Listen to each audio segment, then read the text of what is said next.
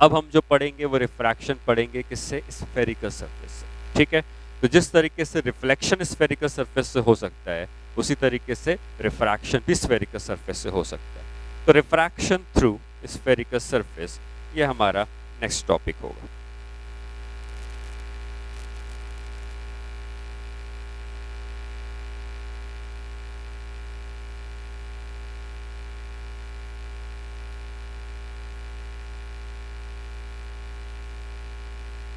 अब refraction through spherical surface में refraction अभी भी हो रहा है, ये बात आप ध्यान रखिएगा, लेकिन रिफ्रैक्शन एक स्फेरिकल सरफेस से हो रहा है, ये स्फेयर का कोई पार्ट होगा और इसके दोनों साइड के जो मीडियम्स हैं वो अलग अलग हैं। हो सकता है कि एक साइड पूरी ग्लास हो, दूसरी साइड एयर हो, ग्लास हो, वाटर हो, लेकिन दो मीडियम्स अलग अलग हैं। जब भी ऐसे क्वेश्चंस आते हैं तो हमें, जैसे हम लोग मिरर में पोल डिफाइन करते थे, वैसे हम यहाँ पर भी पोल डिफाइन करेंगे और पोल से पास करने वाली वो लाइन जो कि इसका कहीं ना कहीं सेंटर भी होगा, क्योंकि स्फेयर है तो कहीं ना कहीं सेंटर भी होगा, स्फेयर की वो लाइन जो कि पोल और सेंटर से पास करेगी, इसको हम लोग प्रिंसिपल एक्सिस करेंगे, जो कि हम मिरर में यूज करते थे। अब इधर का कुछ मीडियम है, इधर का कोई दूसरा मीडियम है, दोनों मीडियम से अलग अलग है, ठीक है। तो जब भी कोई रे ऑफ लाइट यहाँ से आएगी तो उसका रिफ्रैक्शन होना है, ठीक है। तो अगर कोई रे ऑफ लाइट यहाँ पे आई और हमको पता करना है कि कहाँ जा रही है, तो सबसे पहली बात कि यहाँ पर भी सिर्फ कौन सी रेस कंसीडर करेंगे, पैरेक्शियल रे। जहाँ पर भी स्फेरिकल सरफेस आती है हम सिर्फ पैरेक्शियल रे का ही कंसीडर करते हैं। तो ये रे बहुत ही छोटे एंगल पर प्रिंसिपल एक्सिस से आ रही होगी और फिर इसका रिफ्रैक्शन हो जाएगा और रिफ्रैक्शन होने के बाद ये रे किधर जाएगी ये पता करने के लिए सेंटर से पास करने वाली लाइन को क्या नॉर्मल कहा जा सकता है, तो ये बन गया नॉर्मल, ठीक है, ये नॉर्मल बना दिया। और नॉर्मल को बनाने के बाद ये हो जाएगा एंगल ऑफ इंसिडेंस आई, इसका रिफ्रैक्शन होगा। अगर इधर का मीडियम डेंसर है तो क्या रे नॉर्मल की तरफ बेंट हो जाएगी और नॉर्मल की तरफ घूमेगी, तो ये लाइट कहीं यहाँ चली जाएगी, ये हो गया एंगल ऑफ रिफ्रैक्शन, ठीक है। अगर मान लो मैं इस साइड के मीडियम को μ1 कहता और इस साइड के मीडियम को μ2 कहता, स्नेल्स लॉ अभी भी एप्लीकेबल है। जहाँ रिफ्रैक्शन होता है आप स्नेल्स लॉ जरूर लगा सकते हैं, या आप स्नेल्स लॉ लगा सकते हैं। और अगर हम स्नेल्स लॉ लगाते हैं तो μ1 इंटू साइन आई को हम क्या लिख सकते हैं, μ2 इंटू साइन। ये लॉ ऑफ रिफ्लेक्शन अभी भी एप्लीकेबल होता है, ठीक है। तो बेसिकली हमें ये तो समझ में आ गया कि लॉ ऑफ रिफ्लेक्शन एप्लीकेबल है। दूसरा हमें एक्चुअली ये पता लगाना पड़ता है कि ऑब्जेक्ट अगर कहीं रखा है तो इमेज का फॉर्मेशन कहाँ हो रहा है। तो ऑब्जेक्ट अगर यहाँ रखा है, इमेज का फॉर्मेशन कहाँ हो रहा है, तो आप चाहो तो एक रे ऑफ लाइट को सिमिलरली नीचे भेज दो और ये इधर चली जाएगी, ठीक है। जैसे ऊपर था वैसे ही नीचे था। ये दोनों क्या इस सरफेस के लिए इंसिडेंट रे हैं, तो इंसिडेंट रे का पॉइंट ऑफ इंटरसेक्शन ऑब्जेक्ट हो जाएगा और जहाँ पर ये दोनों मिलेंगी रे उसको हम कहेंगे इमेज। तो अब जब हम रिफ्रैक्शन थ्रू स्फेरिकल सरफेस पढ़ रहे हैं तो हम इसी में इंटरेस्टेड हैं कि ऑब्जेक्ट अगर कहीं रखा है तो उसकी इमेज का फॉर्मेशन कहाँ पर होता है। इसको करने के लिए हमारे पास होता है लेंस मेकर फॉर्मूला। हम इस फॉर्मूले को डायरेक्टली यूज करेंगे क्योंकि किसी भी कॉम्पिटिटिव एग्जाम में आपको सिर्फ ये फॉर्मूले की ही जरूरत पड़ती है, जो कि आपको क्वेश्चन में अप्लाई करना है विद साइन। ये साइन कन्वेंशन क्या है, बाकी ये फॉर्मूले के ऊपर ही हमेशा क्वेश्चन आता है। तो फॉर्मूला लेंस मेकर फॉर्मूला ये होता है μ2 by v minus μ1 by u is equal to μ2 minus μ1 by r। ये फॉर्मूला क्या है, इसका मतलब क्या है, इसको लेंस मेकर फॉर्मूला क्यों कहते हैं। लेंस मेकर इसलिए कहते हैं कि जब आगे लेंस पढ़ेंगे तो लेंस में भी जाकर यही फॉर्मूला हमें यूज करना है, ठीक है। इसलिए लेंस को बनाने के लिए ये फॉर्मूला यूज होता है, इसको लेंस मेकर फॉर्मूला कहते हैं। अब इसमें क्या क्या चीजें हैं, तो आप देख सकते हैं कि दो म्यू हैं, एक μ1 है μ2 है, दो होने भी चाहिए क्योंकि एक जब भी रिफ्रैक्शन होगा तो दो मीडियम्स इन्वॉल्व होते हैं, इसलिए दो मीडियम इन्वॉल्व होने से एक μ1 है एक μ2 है। एक आता है r, r आप कह सकते हैं कि जो भी स्फेरिकल सरफेस जहां से रिफ्रैक्शन हुआ है उसका कुछ ना कुछ रेडियस होगा, जिसको हम लोग r कहते हैं। u क्या है, ऑब्जेक्ट की दूरी, कहाँ से, ये पोल है, यहाँ से जो ऑब्जेक्ट होगा उसको u कहेंगे, यहाँ से इमेज की दूरी जो होगी उसको v कहेंगे, ठीक है। तो बाकी सारी चीजें आपको पता है।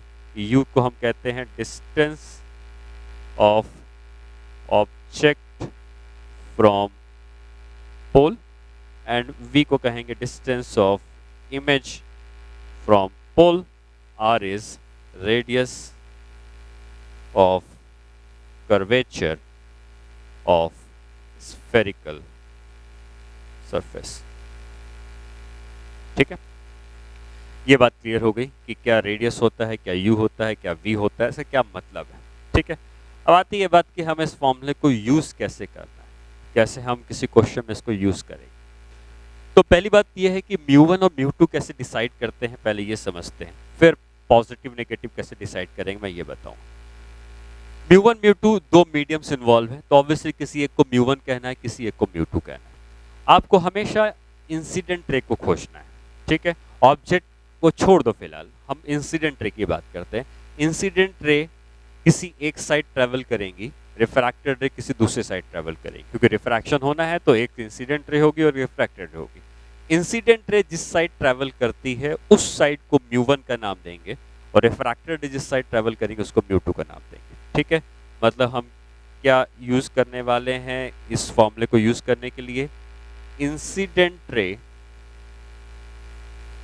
की जो साइड है इसको हम μ1 कहेंगे, और इंसिडेंट रे अगर μ1 है तो रिफ्रैक्टेड रे की जो साइड होगी वो हमेशा μ2 हो जाएगी। ठीक है, तो एक ये जो पॉइंट है μ1 μ2 का वो हमें याद रखना है। दूसरा क्या याद रखना है कि पॉजिटिव कौन सा है, नेगेटिव कौन सा है।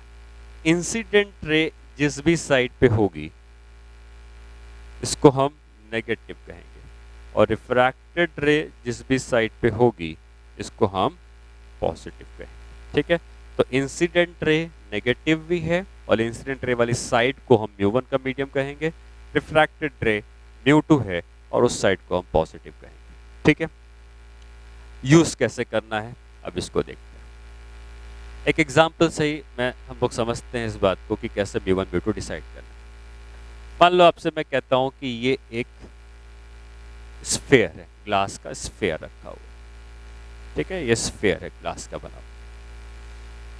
अब इस स्फेयर के अंदर कहीं पर एक ऑब्जेक्ट रख दिया गया है, हो सकता है कोई चीज स्फेयर के अंदर फंस गई हो, डस्ट का पार्टिकल है, जो भी, उसको हम ऑब्जेक्ट का नाम दे रहे हैं। और हम अगर इस ऑब्जेक्ट को इसके बाहर से देखेंगे, यहाँ से कहीं से, तो हमको ऑब्वियसली ऑब्जेक्ट यहाँ नहीं दिखाई देगा, क्योंकि रेज हमारे पास रिफ्रैक्ट होकर आएंगे, तो हमें ऑब्जेक्ट की इमेज दिखाई देगी। बाकी हमें इंफॉर्मेशन ये दी है कि इसका रिफ्रैक्टिव इंडेक्स मान लो 3/2 है, इसका जो रेडियस है वो मान लो दिया है 10 सेंटीमीटर, और हमको ये दिया हुआ है कि क्या इसको प्रिंसिपल एक्सिस मान सकते हो, क्योंकि ये पोल हो गया। ठीक है, यहाँ पे कहीं पे सेंटर होगा, सी होगा, और इस लाइन को प्रिंसिपल एक्सिस कह सकते हैं। ऑब्जेक्ट कहीं यहाँ रखा हुआ है, सारे डिस्टेंस हमें यहीं से लेने हैं, क्योंकि इस साइड से देख रहे हो तो रेज इधर आएंगी, सारे डिस्टेंस इसी पोल से लेना। बाकी हमको क्या दिया होगा, हमको ऑब्वियसली ये डिस्टेंस दिया होगा। ये डिस्टेंस मान लो हमको दिया हुआ है 6 सेंटीमीटर का। ठीक है, तो अब हमें पता करना है कि क्वेश्चन ये है, locate the position of image. Image कहाँ बनेगी इसको देखो। तो जब भी ऐसा क्वेश्चन आया तो आपको ये तो पता चल गया कि रिफ्रैक्शन स्फेरिकल सरफेस से होने वाला है, और रिफ्रैक्शन अगर स्फेरिकल सरफेस से होने वाला है और ऑब्जेक्ट दिया हुआ है कि ये ऑब्जेक्ट है, तो इंसिडेंट रे तो ऑब्जेक्ट से ही आती है, तो आप सीधे सीधे बना सकते हो कि ये चली गई इंसिडेंट रे, ये इंसिडेंट रे आती। ठीक है, अब जब आपको यूज करना है तो आप चाहो तो इसको अलग से बना के भी देख सकते हो, तो आई मर्जी है। अलग से बना के देखने का मतलब, मैंने सिर्फ इतनी सरफेस बनाई, सिर्फ इतनी सरफेस, ये जो पार्ट दिख रहा है सिर्फ इतनी सरफेस बनाई है। यहाँ पे मैंने प्रिंसिपल एक्सिस बना दी, ये पोल हो गया, यहाँ पे ऑब्जेक्ट रखा है, आप देख सकते हैं ये ऑब्जेक्ट रखा है, मैंने ऑब्जेक्ट रख दिया यहाँ पर, और ऑब्जेक्ट से इंसिडेंट रे इस तरीके से जा रही हैं, ये हो गई इंसिडेंट रेस। ठीक, क्या क्या चीज़ें हमें करनी होती है, हमें μ1 μ2 डिसाइड करना होता है। μ1 जहाँ पर इंसिडेंट रे है, क्या इंसिडेंट रे इस साइड ट्रेवल कर रही है, और इधर का मीडियम कौन सा है, इधर का मीडियम है ग्लास का जो कि 3/2 है, तो μ1 3/2 कहा जाएगा क्योंकि ये इंसिडेंट रे।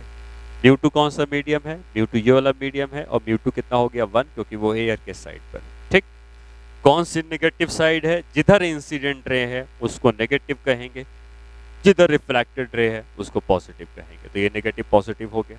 बाकी सारे डिस्टेंस पोल से निकालने हैं। अगर ये डिस्टेंस 6 सेंटीमीटर है यहाँ से, तो टोटल रेडियस 10 सेंटीमीटर का था, तो क्या ये 4 सेंटीमीटर लिख सकते हैं? क्योंकि टोटल रेडियस 10 सेंटीमीटर का है, तो ऑब्जेक्ट की दूरी यहां से हो गई 4 सेंटीमीटर। ठीक। अब lens maker formula, lens maker formula क्या है? μ2 by V minus μ1 by U is equal to μ2 minus μ1 by R. अब इसमें सारी चीजें हमें सही से पुट करनी है। μ2 कौन सा है? μ2 ये वाला है, सॉरी μ2 ये वाला है, तो 1 बाई वी, वी हमें नहीं पता। μ1 हमको पता है, कौन सा? 3/2, 3/2 पुट कर दिया। μ1 μ2 में कोई प्लस माइनस नहीं लगाएंगे, μ1 μ2 हमेशा पॉजिटिव रहते हैं। साइन कन्वेंशन v में लगता है, u में लगता है और r में लगता है। v हमें निकालना है, तो v को हम अननोन है तो वैसे ही रख देते हैं। u हमें पता है, u हमें पता है क्योंकि ऑब्जेक्ट यहाँ से 4 सेंटीमीटर है और नेगेटिव साइड में है, तो -4 is equal to μ2 minus μ1, 1 minus 3/2 divide by r। Radius, क्या इस स्फेयर का सेंटर इसी साइड पर होगा? और ये वाली साइड नेगेटिव है, इसलिए रेडियस हम -10 लिखेंगे। रेडियस 10 सेंटीमीटर दिया है, लेकिन साइन कन्वेंशन के साथ इसका सेंटर इधर होगा, नेगेटिव साइड में है, इसलिए r को -10। ठीक। तो अब ये कितना आ जाएगा? ये आ जाएगा 1 by v plus 3/8 is equal to ये -1/2 और ये दिस, तो 1/20 हो जाएगा। ठीक है, इसको इधर भेज देंगे, तो 1 by v is equal to 1/20 minus 3/8। अब ये 15/2 माइनस 13/40 आ जाएगा, तो v की वैल्यू आ जाएगी -3.39 चला जाएगा, 1 बचेगा, 0 आ जाएगा, 100 बचेगा, 13, 5, 6, 78, 8, 3.08 सेंटीमीटर ये v होगा। v की वैल्यू माइनस साइन के साथ आई, तो कैसे आई ये तो हम समझ गए। अब आगे ये भी समझते हैं कि माइनस का मतलब हुआ क्या। माइनस ये वाली साइड है, मतलब इमेज इसी साइड पर बनी होगी। ठीक है, कितनी दूरी पर? 3.08 सेंटीमीटर की दूरी पर बनी होगी। तो 3.08 सेंटीमीटर बनने का मतलब ये ऑलरेडी 4 सेंटीमीटर है, तो ये अगर इधर जाती रेज तो इनका रिफ्रैक्शन होता। बेहतर है कि मैं इधर बना दूं। जब ये 4 सेंटीमीटर की दूरी पर है, इमेज यहीं पे बन रही है इस साइड, और पोल से कितनी दूरी पर है? 3 सेंटीमीटर। तो जब इनका रिफ्रैक्शन होता, तो रिफ्रैक्शन होने के बाद ये रे इस तरीके से जाती। ठीक है, क्योंकि रेज इस तरीके से इसलिए जा रही हैं क्योंकि इनका इंटरसेक्शन रियल में नहीं हो सकता। अगर इनका इंटरसेक्शन रियल में होता तो इमेज इधर कहीं बननी चाहिए। रिफ्रैक्टेड अगर मिलती तो इधर ही मिल सकती है, लेकिन क्योंकि इमेज नेगेटिव आई है तो इमेज यहाँ बन रही है, नेगेटिव साइड बन रही है, तो इमेज यहाँ पे इस तरह से बनेगी। रिफ्लेक्शन में और रिफ्रैक्शन में एक अंतर आ जाता है। रिफ्लेक्शन में हम कहते थे कि इमेज रियल तब है जब v पॉजिटिव है, रिफ्रैक्शन में उल्टा हो जाता है, इमेज रियल तब है जब v नेगेटिव है। बस एक अंतर है, u की कंडीशन वही है। वहां पर भी ऑब्जेक्ट रियल तब होता था जब u नेगेटिव होता था, यहाँ पर भी ऑब्जेक्ट रियल है तब जब u नेगेटिव है, लेकिन इमेज में कंडीशन में चेंज आ गया। वहां पे v नेगेटिव होता था तब इमेज रियल होती थी, यहाँ v पॉजिटिव है तो इसलिए इमेज रियल। ठीक है, तो यहाँ पर इस कंडीशन को हम नोट कर लेते हैं। In case of mirror,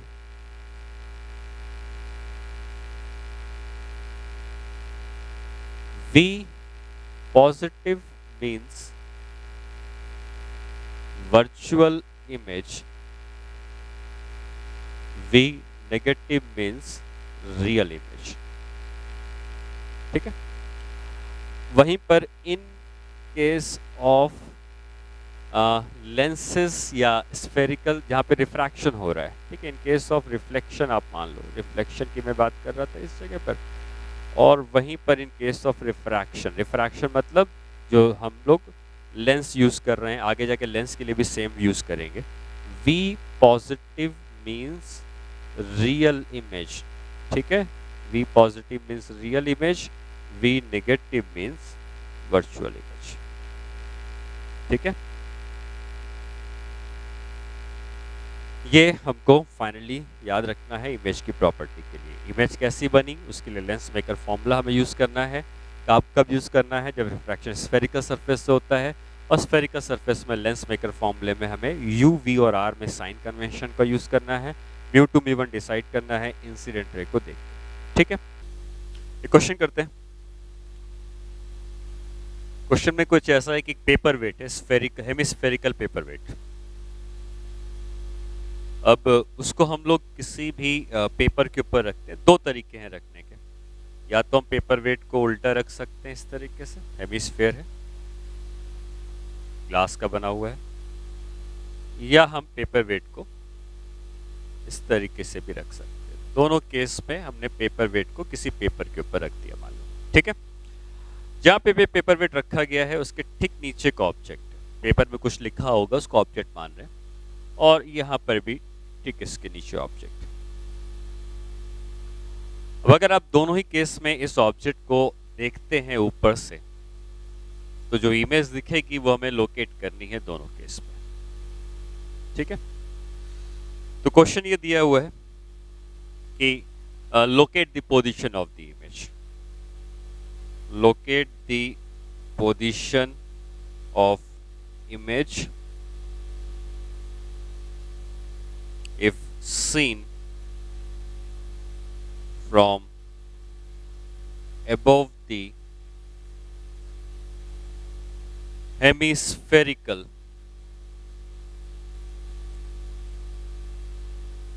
paperweight of radius is equal to 10 centimeter and mu is equal to 1.5, ठीक है। इसके ऊपर से हमें देखना है और इमेज को लोकेट करना है। तो देखिए यहाँ पे दो कंडीशन अराइज होती हैं कि आप प्लेन सरफेस के ऊपर से देखते हैं या स्फेरिकल सरफेस के ऊपर से देखते हैं। तो पहली बात तो ये कि जब भी हो सकता है कि ये स्फेरिकल सरफेस हो, लेकिन ऑब्जेक्ट अगर है तो इससे इंसिडेंट रे निकलेंगी और इंसिडेंट रे निकल के यहाँ पे टकराएंगे, ठीक है। रिफ्रैक्शन कौन सी सरफेस से हुआ है? प्लेन सरफेस से हुआ है।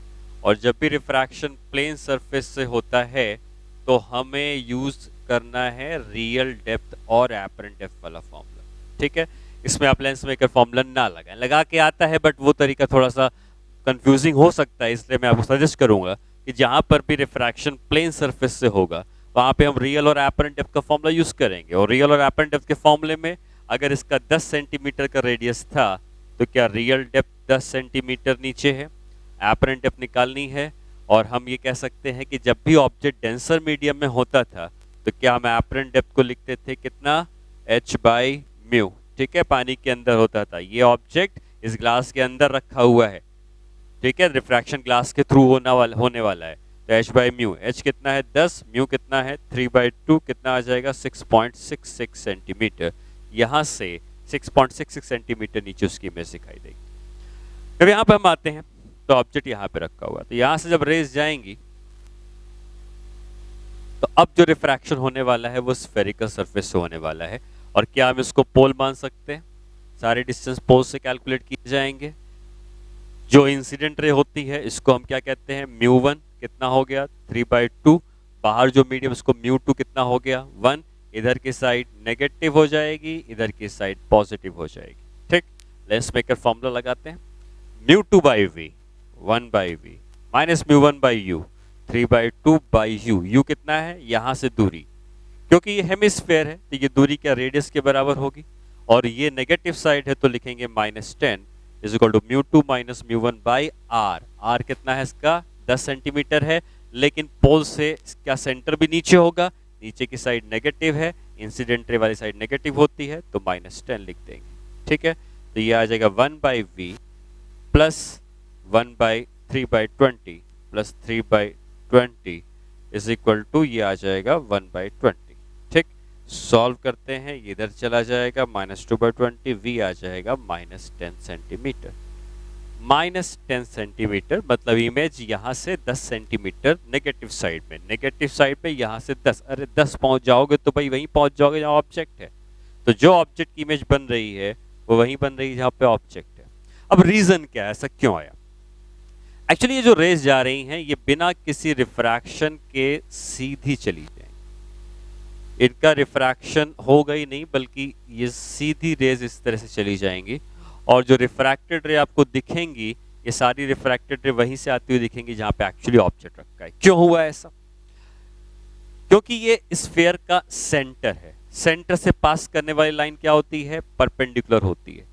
और मैंने आपको पहले भी बताया है प्लेन सरफेस से रिफ्रैक्शन में कि अगर ये दो मीडियम्स अलग अलग हैं, कोई भी रे जो परपेंडिकुलर आती है सरफेस के, वो परपेंडिकुलर ही निकल जाती है बिना किसी रिफ्रैक्शन के। क्यों? क्योंकि आई 0 होता है तो आर भी 0 होता है। वही कंडीशन यहाँ भी है।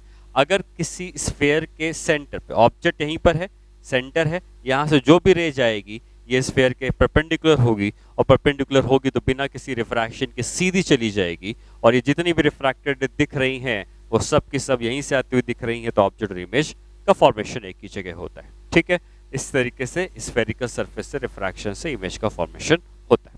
ठीक है, लेंस मेकर फॉर्मूला के ऊपर हमने कुछ क्वेश्चंस किए। एक ग्लास का स्फेयर बनाया था, एक हेमिस्फेयर बनाया था। लेंस मेकर फॉर्मूले में ही ऐसा हो सकता है कि 2 बार रिफ्रैक्शन हो जाए। तो आप देख सकते हैं कि ये एक पूरा स्फेयर है और ऑब्जेक्ट को हम लोग कहीं इस साइड रख देते हैं, और इसको देखने वाला जो मैन है ये इसके पीछे से देख रहा है। तो भाई उसके पास जब तक रे पहुंचेंगी तो ये एक बार नहीं बल्कि 2 बार रिफ्रैक्शन होगा, और अगर 2 बार रिफ्रैक्शन होगा तो एक बार रिफ्रैक्शन इस सरफेस से लिया जाएगा, फिर उसका रिफ्रैक्शन दूसरी सरफेस से लिया जाएगा। तो ऐसे केसेस में हमें लेंस मेकर फॉर्मूला ही यूज करना है, क्योंकि स्फेरिकल सरफेस से रिफ्रैक्शन हुआ है। पहली बार रिफ्रैक्शन इस सरफेस से हुआ है तो इसको पोल मानेंगे, फिर ये रेज आगे बढ़ेंगी, फिर रिफ्रैक्शन दूसरी सरफेस से हुआ है तो उसको पोल मानेंगे, और फिर इमेज का फॉर्मेशन देखेंगे। ठीक है, मान लो जहाँ तक इन्फॉर्मेशन की बात है, आपको दिया हुआ है कि ये जो म्यू है इसका, ये दिया हुआ है मान लो 1.5/3/2, बाहर का जो म्यू है वो 1 है। इसका रेडियस हमको दिया हुआ है, radius is equal to 10 centimetre, और ये डिस्टेंस हमको दिया हुआ है 20 सेंटीमीटर। ठीक, तो क्योंकि पहला रिफ्रैक्शन इस स्फेरिकल सरफेस से होने वाला है, तो क्या हम इस इंसिडेंट रे को μ1 मानेंगे और इस रिफ्रैक्टेड रे को μ2 मानेंगे? तो क्या हम ये लिख सकते हैं कि μ1 की वैल्यू कितनी है? बाहर एयर है, ध्यान रखेंगे, यहाँ भी एयर है, तो क्या हम μ1 को 1 मान सकते हैं इंसिडेंट रे, μ2 को हम क्या मानेंगे? μ2 को मानेंगे 1.5 रिफ्रैक्टेड रे। इधर वाली साइड नेगेटिव होगी, इधर वाली साइड पॉजिटिव होगी, तो इधर की साइड नेगेटिव है, इधर की साइड पॉजिटिव है, ये वाली साइड है μ1 इज इक्वल टू 1 और ये हो गया μ2 इज इक्वल टू 1.5। अब क्या लगाते हैं? Lens maker formula. क्या आएगा लेंस मेकर फॉर्मूला? यूज करते हैं μ2 by V 1.5 by V minus μ1 by U, μ1 हो गया 1 और u कितना है यहाँ से 20, लेकिन ये कौन सी साइड है? नेगेटिव साइड है, तो लिखेंगे -20 is equal to μ2 minus μ1 by R, और रेडियस कितना है इसका? 10। क्या इसका सेंटर इसी साइड पर है और ये वाली साइड कौन सी है? पॉजिटिव, तो रेडियस ले लेंगे +10। तो 1.5 by v plus 1/20 is equal to, ये भी आ जाएगा 1/20, 1/20 1/20 कैंसिल हो जाएगा, 1.5 बाई वी हो जाएगा 0, और ये 1.5 बाई वी 0 तभी होगा जब v कितना होगा? इनफाइनाइट। ठीक, v इनफाइनाइट है। इनफाइनाइट का मतलब क्या हुआ? इनफाइनाइट का मतलब ये हुआ कि रेज यहाँ से पैरेलल चली जाएंगी, रेज ऐसी चली जाएंगी। ठीक है, अच्छा, अब अगर रेज ऐसी गई तो अब क्या इसका रिफ्रैक्शन दूसरी सरफेस से होने वाला है? दूसरी सरफेस से होने वाला है, तो अब ये वाली सरफेस से इस रिफ्रैक्शन हमें कंसीडर करना है, तो ये इसका पोल हो जाएगा। इंसिडेंट रे इसको कहेंगे, इस सरफेस के लिए ये इंसिडेंट रे है। इंसिडेंट रे वाली साइड को हम क्या लेते हैं? नेगेटिव, और रिफ्रैक्टेड रे वाली साइड को लेते हैं पॉजिटिव। इंसिडेंट रे को हम लेते हैं μ1 कितना है? 3/2। रिफ्रैक्टेड रे को क्या लेंगे? μ2 कितना है? 1। तो μ1 μ2 डिसाइड हो गया, नेगेटिव पॉजिटिव डिसाइड हो गया। फॉर्मूला लगाना है लेंस मेकर फॉर्मूला। तो μ2 बाई वी मतलब 1 by V minus μ1 by U, μ1 कितना है? 3/2 और u कितना है? इनफाइनाइट। ठीक है, आप चाहो तो माइनस इनफाइनाइट लिख लो, क्योंकि रेज पैरेलल आ रही है तो मतलब ऑब्जेक्ट इन्फिनिटी कहीं पे है और नेगेटिव साइड पे है, इसलिए मैंने इसको माइनस इन्फिनिटी लिख दिया, इससे कोई फर्क नहीं पड़ेगा। μ2 by V minus μ1 by U is equal to μ2 minus μ1 by radius. इसका सेंटर इस सरफेस के लिए सेंटर इस साइड पे है, और ये वाली साइड कौन सी है? नेगेटिव, तो ले लेंगे -10। तो 1 बाई वी, ये तो 0 हो गया, इज इक्वल टू ये आ जाएगा 1/20, और v की वैल्यू आ गई 20 सेंटीमीटर। इसका मतलब जो फाइनल इमेज बन रही है वो इसके पोल से 20 सेंटीमीटर पॉजिटिव साइड पे बन रही है, पॉजिटिव आया है, और अगर पॉजिटिव साइड पे बन रही है तो ये रेज ऐसी जाएंगी और फाइनली इमेज का फॉर्मेशन यहाँ पे हो जाएगा। ठीक है, और देखोगे तो सिमेट्री है सब कुछ, क्योंकि जैसी सरफेस ये थी वैसी सरफेस ये थी, जितनी दूरी पर यहाँ था उतनी दूरी पर यहाँ पर है, और फाइनल इमेज का फॉर्मेशन यहाँ पे कहीं पे हो रहा होगा 20 सेंटीमीटर की दूरी पर। हो सकता है कि ये रेस पैरेलल नहीं जा रही होती, अगर v इसका कुछ और आ जाता इनफाइनाइट की जगह तो रेस पैरेलल नहीं जाती, और रेस पैरेलल नहीं जाती तो ये सारा फॉर्मूला सेम रहता, बस यहाँ पे जो u है वो डिपेंड करता कि इसका u कहाँ पर है। u कहाँ पर होता, अगर ये दोनों रेस पैरेलल नहीं आती तो कहीं से तो आती हुई लगती, जहां से आती हुई लगती उसको u बना देते और फिर हम इसको फिर से यूज कर सकते हैं। ठीक है, तो यहाँ पर हमने लेंस मेकर फॉर्मूले को 2 बार यूज करके फाइनली इमेज की पोजीशन को फाइंड आउट किया। अब इस क्वेश्चन में अगर हम थोड़ा सा चेंज करें, ठीक है, ये क्वेश्चन तो हो गया, अगर इसमें थोड़ा चेंज करना चाहे तो ऐसा कुछ क्वेश्चन बनाया जा सकता है जिसमें ये जो दूसरा पार्ट था इसको हम पेंट कर दें, बाहर से सिल्वर कर दें। ऐसा करने से क्या होगा कि अब इधर वाली सरफेस रिफ्लेक्टिंग हो जाएंगी, और रिफ्लेक्टिंग होने से ये रेज अब बाहर नहीं जाएंगी, अब ये रेज रिफ्लेक्ट होके वापस यहीं पर आ जाएंगे। तो एक नया प्रॉब्लम है, नया क्वेश्चन है, जिसमें कि ये सरफेस रिफ्लेक्ट करी गई है, सॉरी पेंट कर दी गई है, तो रिफ्लेक्शन अगर होने वाला है, और रिफ्लेक्शन अगर होने वाला है तो मैं इस वाली रे को फिलहाल हटा देता हूँ, सिर्फ ऊपर वाली रे को सही समझने की कोशिश करते हैं।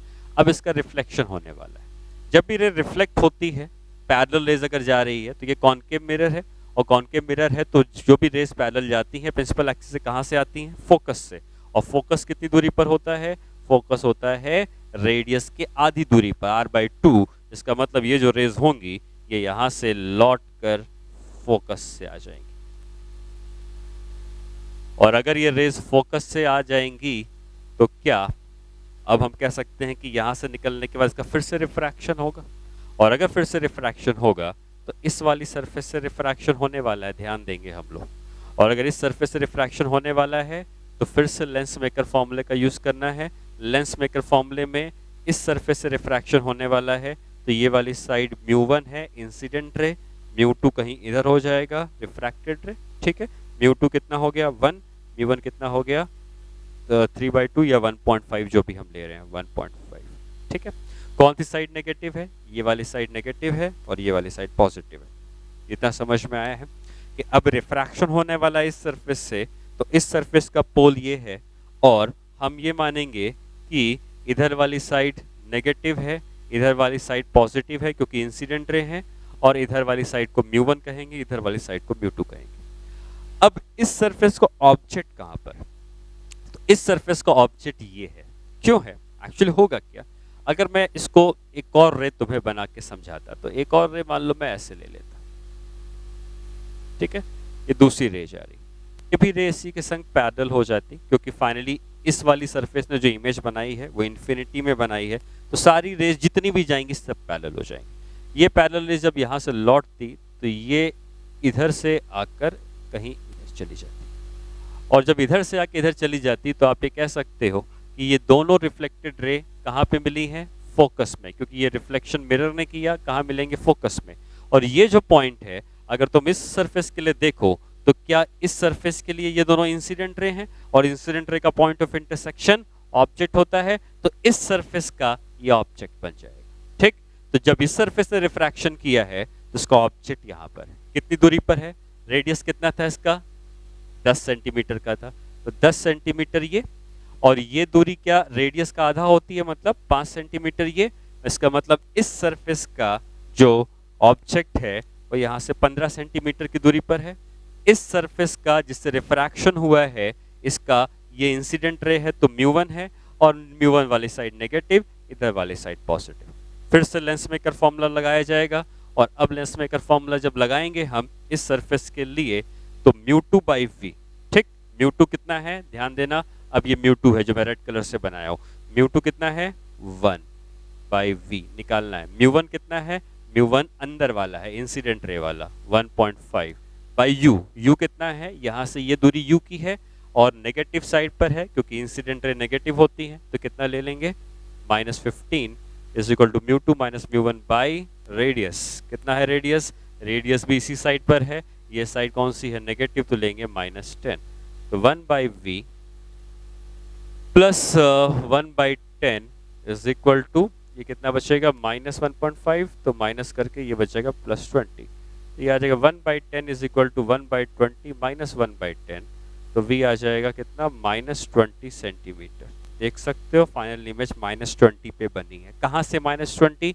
क्योंकि रिफ्रैक्शन इस सरफेस से ही हम ले रहे हैं, तो इस सरफेस से माइनस, ये वाली साइड माइनस है, इंसिडेंट इधर है -20। क्योंकि इसका रेडियस 10 सेंटीमीटर का ही है, तो यहाँ से 20 सेंटीमीटर जाओगे तो यहाँ पहुंच जाओगे। इसका मतलब फाइनल इमेज यहाँ पे बन रही है। रे डायग्राम से भी समझो कैसा।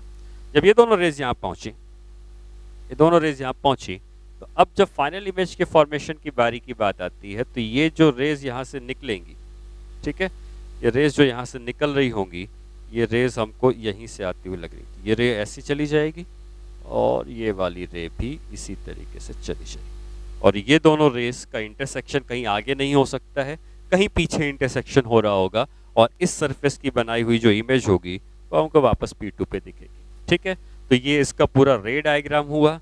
पहली सरफेस से रिफ्रैक्शन हुआ, इस सरफेस से रिफ्रैक्शन से इमेज इन्फिनिटी में आई। अब ये मिरर बन गया, मिरर बनने से ये दो रे पैरेलल थी तो फोकस में आ गई। अब ये जो फोकस में रेज बनी आके मिली हैं, ये कॉनकेव मिरर ने इमेज बनाई, और यही इमेज इसका ऑब्जेक्ट बन जाएगा, और फिर से हम लेंस मेकर फॉर्मूला लगाकर फाइनल इमेज की पोजीशन फाइंड आउट कर सकते हैं। ठीक है, ये तरीका हो गया जहां पे हमें लेंस मेकर फॉर्मूले का यूज करना है। ठीक है, जो लेंसेस होती हैं वो एक्चुअली इसी तरीके से स्फेरिकल सरफेस से रिफ्रैक्शन करके ही बनाई जाती है, लेंसेस जो होती हैं।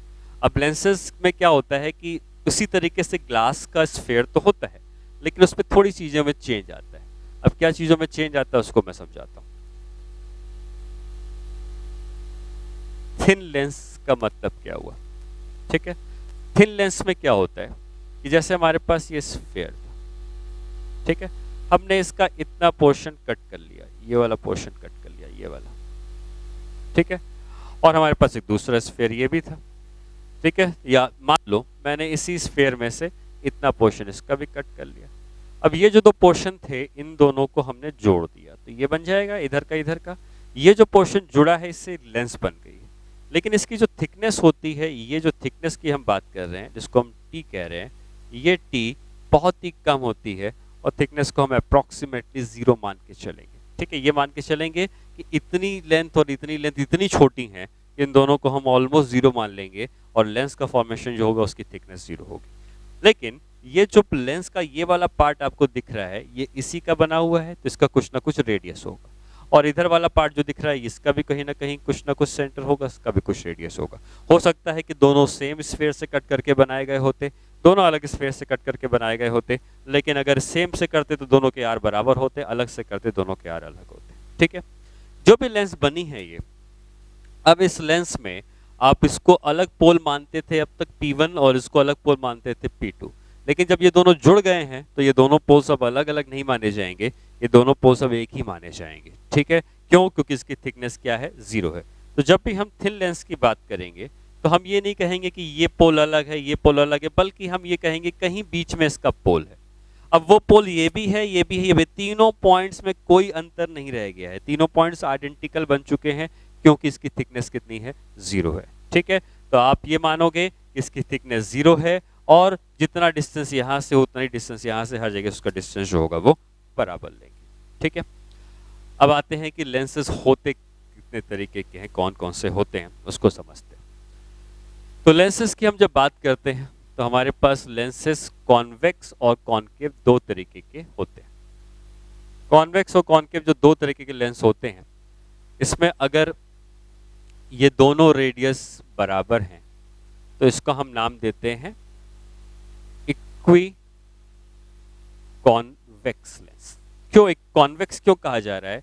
आप इधर से अगर देखोगे तो कॉन्वेक्स सरफेस दिख रही है, कॉनकेव अंदर की तरफ होती है, अंदर की तरफ बेंट होती है, और ये भी अगर देखोगे तो बाहर की तरफ बेंट है, तो ये भी कॉन्वेक्स है, तो इक्वी कॉन्वेक्स है। अगर वहीं पर ये दोनों रेडियस मान लो अलग अलग होते हैं, ठीक है, हो सकता है एक का रेडियस R1 होता है, एक का रेडियस R2 होता, तो है तो दोनों भी अभी भी कॉन्वेक्स, लेकिन इसका नाम हम देते हैं बाई कॉन्वेक्स। ठीक है, बाई कॉन्वेक्स का मतलब कॉन्वेक्स है, वो इक्वी भी हो सकता है, लेकिन बाई कॉन्वेक्स का मतलब दोनों रेडियस अलग अलग भी हो सकते हैं। ठीक है, उसी तरीके से ये अगर देखा जाए तो यहाँ से अगर देखोगे तो क्या कॉनकेव अंदर की तरफ बेंट है, ये भी कॉनकेव, और अगर ये दोनों रेडियस बराबर हैं इसका नाम होगा इक्वी कॉनकेव। और वहीं अगर हम इन दोनों के रेडियस को अलग अलग बना देते, ठीक है, ये रेडियस R1 ये रेडियस R2, अभी भी दोनों अंदर की तरफ ही बेंट हैं, तो इसको हम नाम दे देते हैं बाई कॉनकेव। नेक्स्ट पार्ट में हम क्या करते हैं कि एक सरफेस हम प्लेन बना देते हैं, ये या ऐसी बना देते हैं। अगर देखा जाए तो एक साइड प्लेन है, चाहे इधर देखो या देखो, और दूसरी साइड अगर देखोगे तो क्या दिखेगी, कॉन्वेक्स। तो इसका जो नाम होता है ये होता है प्लेनो कॉन्वेक्स। दोनों का, ऐसा नहीं कि एक को कॉन्वेक्सो प्लेन कहेंगे, दोनों का नाम प्लेनो कॉन्वेक्स ही कहा जाएगा, चाहे ऐसे रखा हो या ऐसे रखा हो। उसी तरीके से अगर ये एक लेंस है या ये एक लेंस है, तो अगर इधर से देखोगे कॉनकेव प्लेन, प्लेन कॉनकेव, इसका नाम होगा प्लेनो कॉनकेव। ठीक है, प्लेनो कॉनकेव। अब अगर दोनों ही सरफेस इसकी इस तरह से स्फेरिकल है,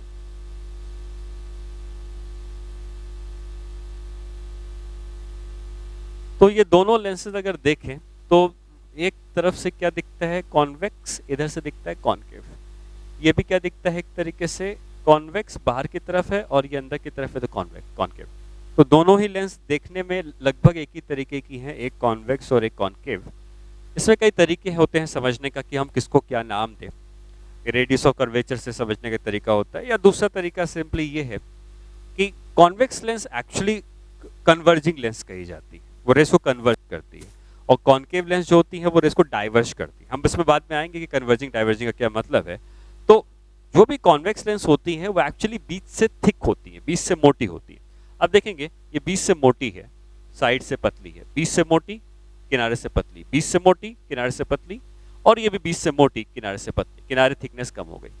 वही कॉनकेव लेंस को देखोगे तो ये बीच से पतली है, किनारे से मोटी है, बीच से पतली किनारों से मोटी, बीच से पतली किनारे से मोटी, मतलब ये कॉन्वेक्स है और ये कॉनकेव है, तो इसका नाम हम देते हैं, कॉन्वेक्स है तो इसका नाम देंगे कॉनकेवो कॉन्वेक्स। इसका नाम देंगे कॉनकेवो कॉन्वेक्स, क्योंकि कॉन्वेक्स है इसलिए कॉन्वेक्स बाद में आया है।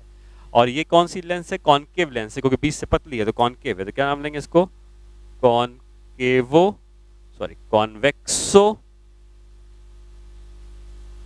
कॉनकेव। समझ में आ गई बात कि कॉनकेव कौन सा है, कॉन्वेक्स कौन सा है। ये सारी लेंसेज कॉनकेव लेंस हैं क्योंकि ये बीच से थिन है, और ये सारी लेंसेज कॉन्वेक्स लेंस हैं, बीच से थिक है। जो लेंस है वो उसका नाम बाद में आता है, तो ये कॉनकेव है तो कॉन्वेक्सो कॉनकेव, ये कॉनकेव है तो कॉनकेवो कॉन्वेक्स। और इस बात से फर्क नहीं पड़ता है कि आप इस लेंस को ऐसे रख दो या इस लेंस को हम इस तरीके से रख दें।